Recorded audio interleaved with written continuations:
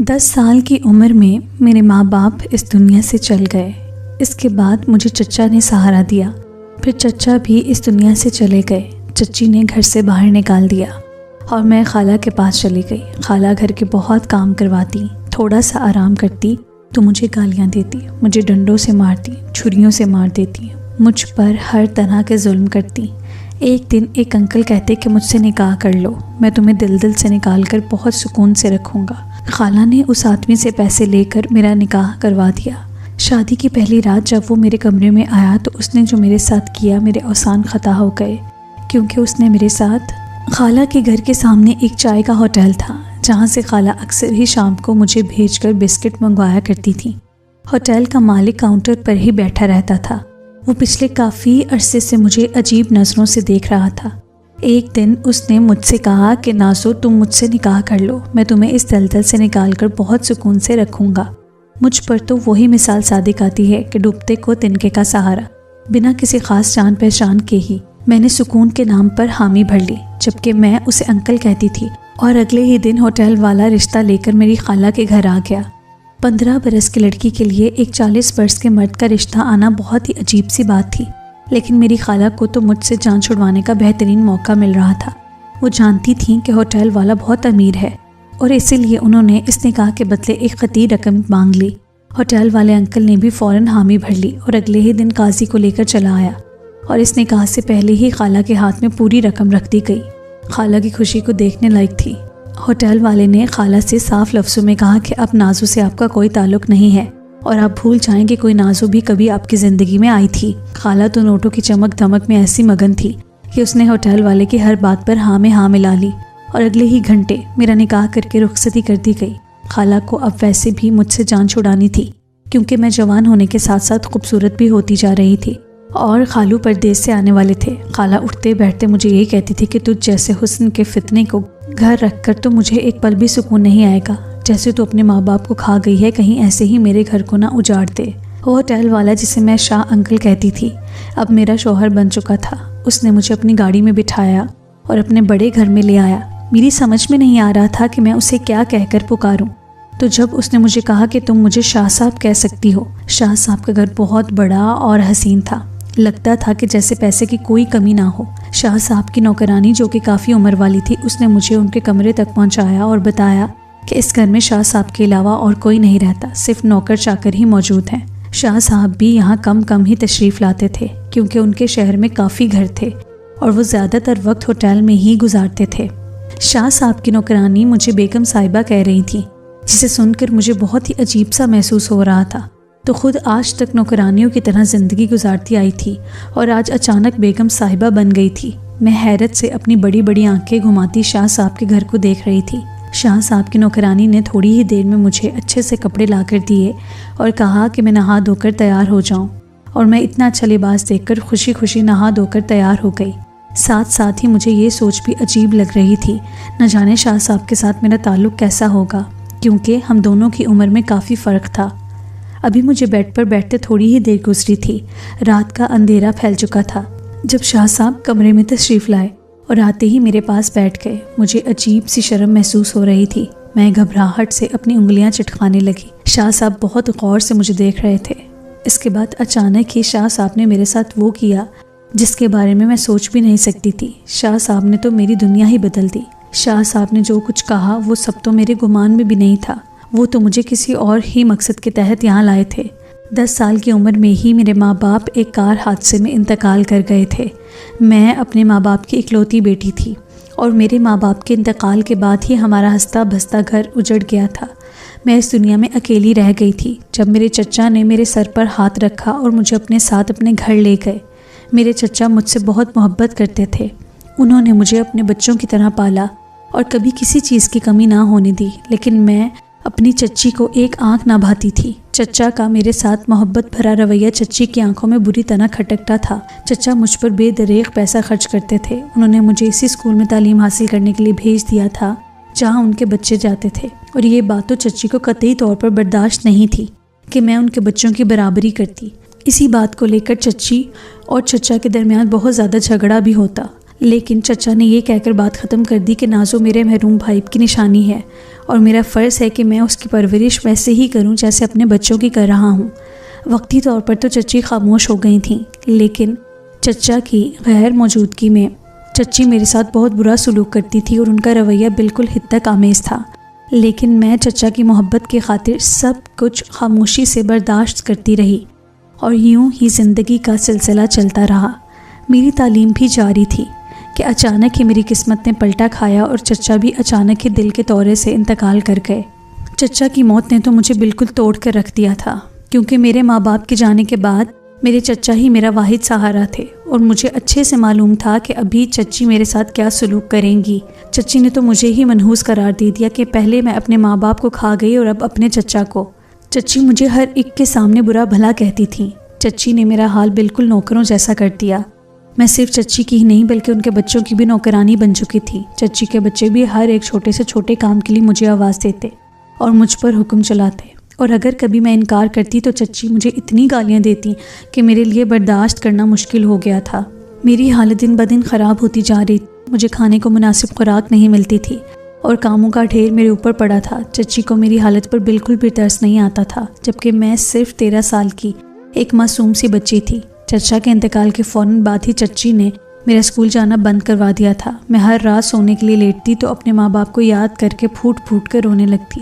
میرے دل میں ایک ہی خیال آتا تھا کہ میں اپنے ماں باپ کے ساتھ ہی مر جاتی تو کتنا اچھا ہوتا۔ یہ دنیا ہم جیسے بے سہارا بچوں کے لیے صرف اور صرف ایک جہنم ہے۔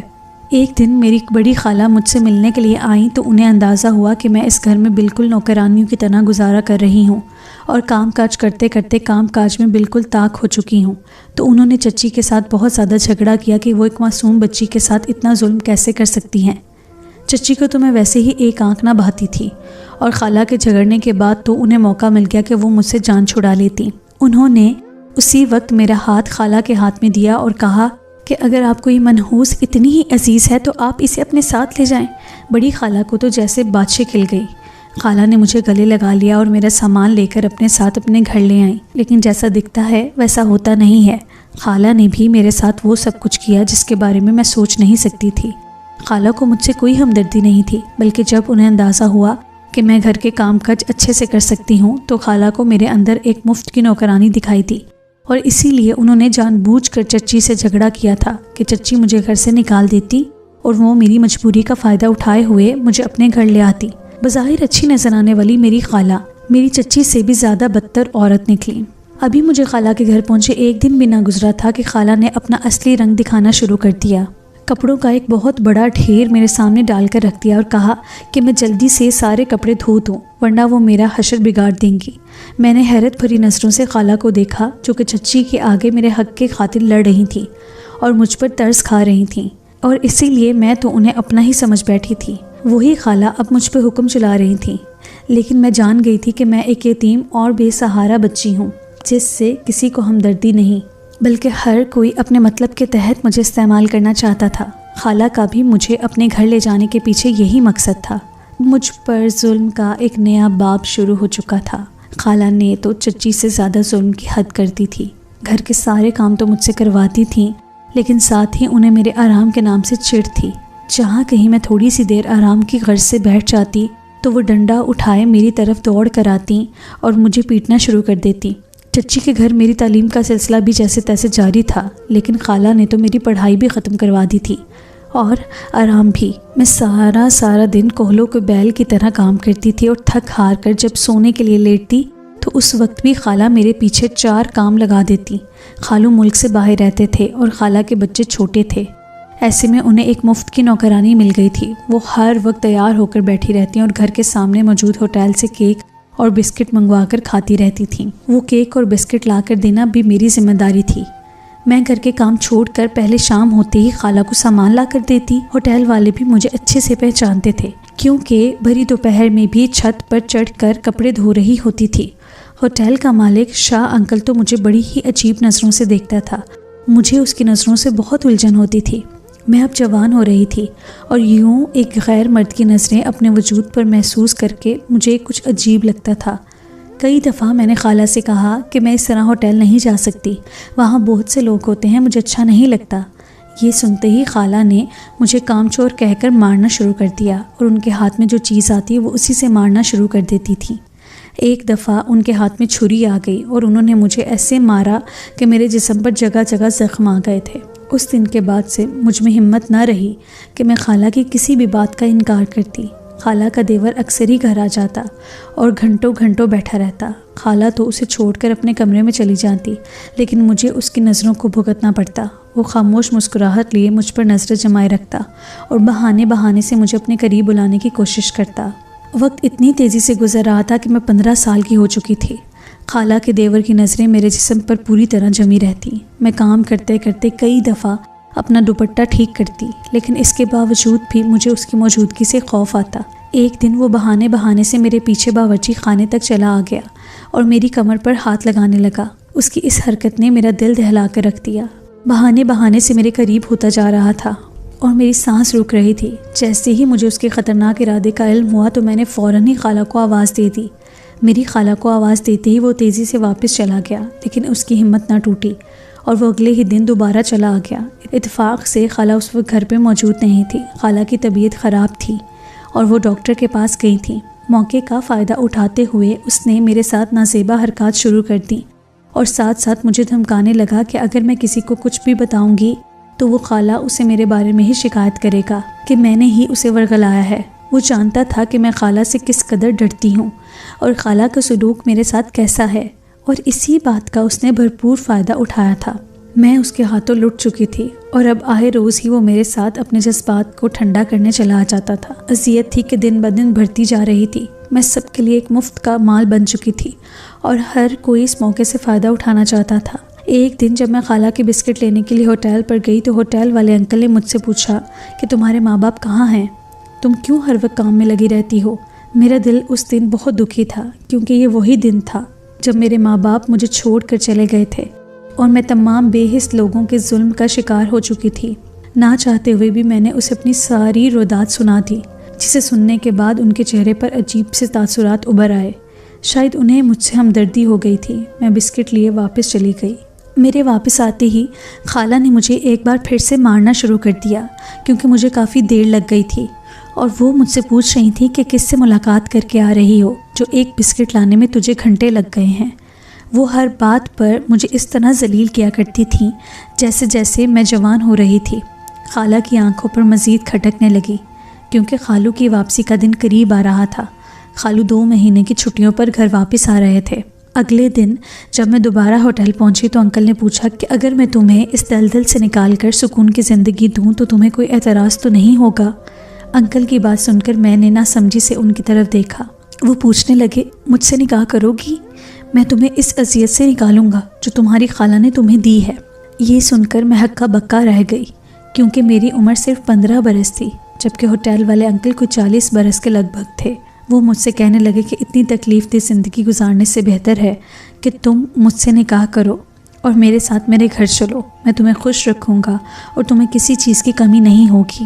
پہلے تو مجھے انکل کی بات بہت عجیب لگی، لیکن خالہ کی مار سہ کر میرا پورا جسم نیلا ہو چکا تھا۔ میں نے بنا کچھ سوچے سمجھے ہاں کہہ دی کہ مجھے منظور ہے۔ اگلے دن ہوٹل والے انکل میرے گھر رشتہ لے کر آ گئے اور خالہ نے ایک بڑی رقم لے کر میرا اس کے ساتھ نکاح کر دیا۔ وہ خالو کے آنے سے پہلے ہی مجھے اس گھر سے بھگانا چاہتی تھیں اور اب انہیں موقع مل گیا تھا اور پیسوں کے بدلے انہوں نے مجھ سے جان چھڑا لی تھی اور یوں میں شاہ صاحب کے گھر ان کی بیوی بن کر آ گئی تھی۔ خالہ نے ایک دفعہ بھی نہیں سوچا تھا کہ وہ میری شادی ایک 40 سال کے مرد سے کروا رہی ہیں جسے وہ خود بھی نہیں جانتی، اور وہ شخص شادی کے بعد میرے ساتھ کیا کرے گا۔ خالہ کو اس بات سے کوئی فرق نہیں پڑتا تھا۔ شادی کی رات میں کمرے میں بیٹھی شاہ صاحب کی منتظر تھی کہ جب انہوں نے کمرے میں آ کر میرے ساتھ وہ سب کیا جس کا میں سوچ بھی نہیں سکتی تھی۔ شاہ صاحب نے کمرے میں آتے ہی مجھے بتایا کہ وہ دوبارہ سے میری تعلیم کا سلسلہ جاری کروا رہے ہیں اور وہ چاہتے ہیں کہ میں اچھی تعلیم حاصل کروں اور پڑھ لکھ کر کسی قابل بن جاؤں، اور ساتھ ہی یہ کہہ کر انہوں نے مجھے طلاق دے دی کہ وہ میرے قابل نہیں۔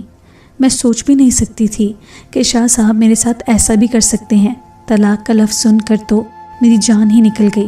مجھے لگا کہ قسمت نے ایک بار پھر سے مجھ پر وار کیا ہے، لیکن شاہ صاحب نے کہا کہ میں اس گھر میں آرام سے رہ سکتی ہوں۔ شاہ صاحب مجھے کبھی پریشان نہیں کریں گے اور میری ہر ضرورت کا پوری طرح سے خیال رکھیں گے، اور جب میں کسی قابل بن جاؤں گی تو وہ کسی اچھی جگہ میری شادی کروا دیں گے۔ شاہ صاحب نے کہا کہ مجھ سے نکاح کر کے لانا ان کی مجبوری تھی، کیونکہ اس کے بغیر میری خالہ مجھے ان کے حوالے کبھی نہ کرتی، اس لیے خالہ کو دکھاوے کے لیے انہوں نے مجھ سے نکاح پڑھوایا تھا۔ شاہ صاحب کی بات نے تو مجھے حیران ہی کر دیا۔ وہ کیسے شخص تھے جو مجھے اتنے پیسوں کے بدلے شادی کر کے لائے تھے، اور اب اتنی آسانی سے مجھے طلاق دے چکے تھے، اور خود میری شادی کروانے کی بات کر رہے تھے۔ اپنی بات پوری کر کے شاہ صاحب تو کمرے سے چلے گئے، لیکن مجھے ہکا بکا چھوڑ کر اتنے میں شاہ صاحب کی نوکرانی کمرے میں داخل ہوئی تو میں نے اسے ساری بات بتائی۔ رو رو کر میرا برا حال ہو چکا تھا، میں ایک دفعہ پھر اجڑ چکی تھی۔ شاہ صاحب کی وہ نوکرانی شاید بہت پرانی تھی۔ اس نے میرے سر پر ہاتھ رکھا اور کہنے لگی کہ بیٹا، شاہ صاحب ایک بہت اچھے انسان ہیں، اور انہوں نے جو کچھ بھی کیا ہے تمہاری بھلائی کے لیے ہی کیا ہے۔ شاہ صاحب کی بیوی اور بیٹی بھی ایک حادثے میں انتقال کر گئے تھے، اور جب سے شاہ صاحب اکیلے رہ گئے ہیں۔ ایک دن شاہ صاحب نے مجھے بتایا تھا کہ وہ تم میں اپنی بیٹی کی جھلک دیکھتے ہیں، اور جب وہ تم پر اس قدر ظلم ہوتا دیکھتے ہیں تو ان سے بالکل بھی برداشت نہیں ہوتا۔ اس نوکرانی نے مجھے شاہ صاحب کی بیوی اور بیٹی کی تصویر دکھائی تو میں حیران رہ گئی۔ ان کی بیٹی تو کافی حد تک میری جیسی تھی۔ نوکرانی نے مجھ سے کہا کہ اگر شاہ صاحب نے آپ کو تعلیم جاری رکھنے کا کہا ہے تو آپ کو چاہیے کہ آپ پڑھ لکھ کر واقعی کسی قابل بن جائیں۔ شاہ صاحب خود آپ کی شادی کسی اچھی جگہ کروا دیں گے اور آپ کی زندگی بہت اچھی ہو جائے گی۔ میں جو اپنے ہر سگے رشتے سے دھوکہ کھا کر آئی تھی، میرے لیے ایک انجان شخص پر بھروسہ کرنا بہت ہی مشکل ہو گیا تھا، لیکن آنے والے کچھ ہی دنوں میں جب شاہ صاحب نے شہر کے ایک بڑے اسکول میں میرا داخلہ کروا دیا تھا تو مجھے یقین ہونے لگا کہ وہ واقعی ایک اچھے انسان ہیں۔ وہ بہت کم گھر آتے تھے اور صرف میری خیر خیریت پوچھ کر چلے جاتے تھے۔ جب سے انہوں نے مجھے طلاق دی تھی وہ خود اپنے دوسرے گھر میں ہی رہتے تھے۔ انہوں نے مجھے کسی چیز کی کمی نہیں ہونے دی تھی، اور میں واقعی میں بہت اچھی تعلیم حاصل کر رہی تھی۔ زمانے کی بہت ساری ٹھوکریں کھانے کے بعد بالآخر میں ایک پرسکون زندگی میں داخل ہو گئی تھی۔ اب صرف میرے ساتھ ایک ہی غم تھا کہ میرے پاس میرے ماں باپ نہیں ہیں۔ دن مہینوں میں اور مہینے سال میں تبدیل ہوتے گئے، اور میں وقت کے ساتھ ساتھ تعلیم حاصل کرتے ہوئے ڈاکٹر بن گئی۔ ایک دن ایک عورت کو ایمرجنسی میں ہسپتال لایا گیا تو اس کی حالت بہت خراب تھی۔ وہ کینسر کے آخری سٹیج پر تھی، اور جب میں اسے دیکھنے کے لیے اس کے پاس پہنچی تو یہ دیکھ کر میرے رونگٹے کھڑے ہو گئے کہ وہ تو میری سگی خالہ تھی۔ وہ روتے ہوئے مجھ سے معافی مانگنے لگیں اور کہنے لگیں کہ انہوں نے جو سلوک میرے ساتھ کیا ہے ان کی اولاد وہی سلوک ان کے ساتھ کر رہی ہے۔ ان کے بیٹے انہیں مارتے ہیں، اور خالو بھی ایک کم عمر لڑکی سے دوسری شادی کر کے اسے اپنے ساتھ لے کر لوٹے تھے۔